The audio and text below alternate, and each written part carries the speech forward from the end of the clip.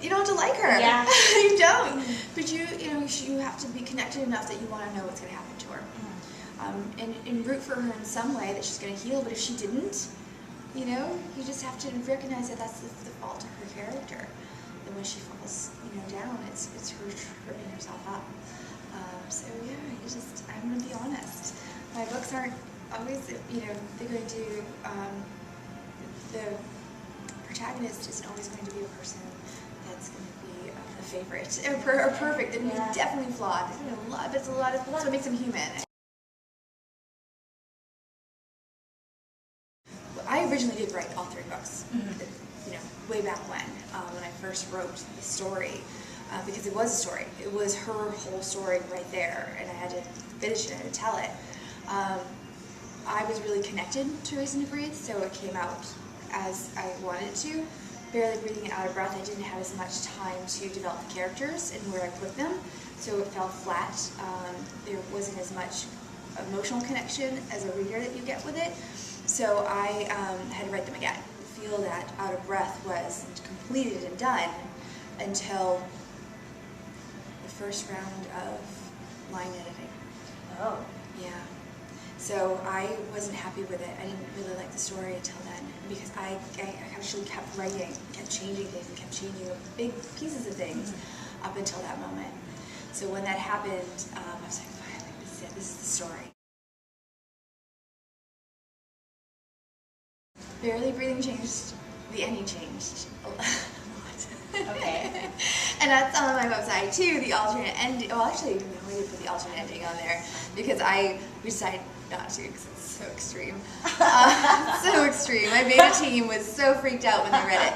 I put Jonathan on that middle of that road where is he just broken and misunderstood, or is he creepy and disturbed? Who is he? So he does things that you're like, why is he in our room? I mean, is he really just checking his email? Yes.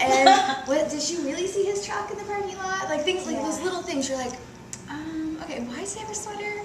So it could just be like these coincidences, or just these things that happen. That what he says is really what happened, or he's a little stalkerish. I don't know. So I kind of left that. I let it on purpose to kind of let you decide. I didn't answer it for you, and now I don't know how I'm going to do it for his book. But as far as the ending, I pushed him over to make him the dangerous guy, because when Emma rejected him, he's crumbled, and he's like another person that let him down, and he's like, I've done all this for you, and you're still going back to him, and because she, especially when she's cooking, and he sees all this that she's doing for him, he's like, well, what was I there for you for? So they end up getting the original version. They kind of get in a scuffle. He ends up hitting her, and she defends herself, and because she's in the kitchen, like there's knives fly, and one lands in the foyer. She ends up stabbing him. Wow. And killing him. Oh my God. Yeah. So, but in the second version of that, she does end up killing him again, but Evan arrives, and he stabs Evan. So she does it to defend. Yes. Because of Evan. Since you said Barely Breathing, Out of Breath went through a lot of changes story-wise, was the very end of Out of Breath the same as what you envisioned? Like, was that how you wanted originally the book to end? Yeah, they were going to be together. The house was new in this version, like being sold, but it was going to be more, he was going to surprise her at the end.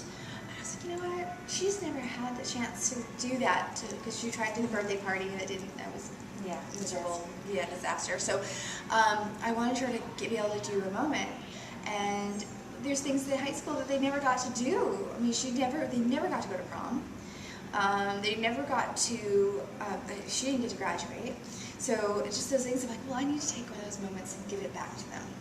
So those are subtle changes, but they were together. There was a definitely romantic ending at the end. It just changed what it was. So, and of course my epilogue at the very beginning of it was kind of like a tease, because I'm not a nice, neat, but at the Happily end, ever after. so when you're panicking, right, she's in her dress and she's panicking, there's like a hint of, is this a wedding? But then I was like, we changed it, and she's falling up to her grandmother's house, but it was just I'm not that's just, again, keeping it real. They're, she's 20. I'm not gonna move ahead again. They just got back together. They just got back together. I'm not gonna do that. I have so many projects in my head. So many projects. So I doing 2 standalones first. This first one I'm writing right now is a male point of view. He's 20. He's in college. It's him telling her story.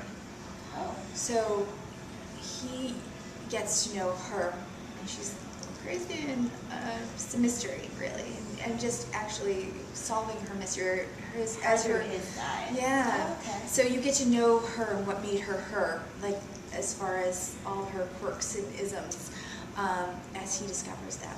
So it really is her story. Okay. And then what about the second? That one is gonna be crazy. That one is gonna get me nice and warmed up for Jonathan's messed up life, because it's gonna be about an emotionally abusive relationship. Okay. She had a couple in college. Okay. So it's going to be very emotional, very hard, and I'm nervous to write, but excited at the same time. I don't know how many people are gonna like me at the end of that story, because it's gonna be, I'm gonna put you through the ringer. I already know it, and so I'm kind of geared up for that one.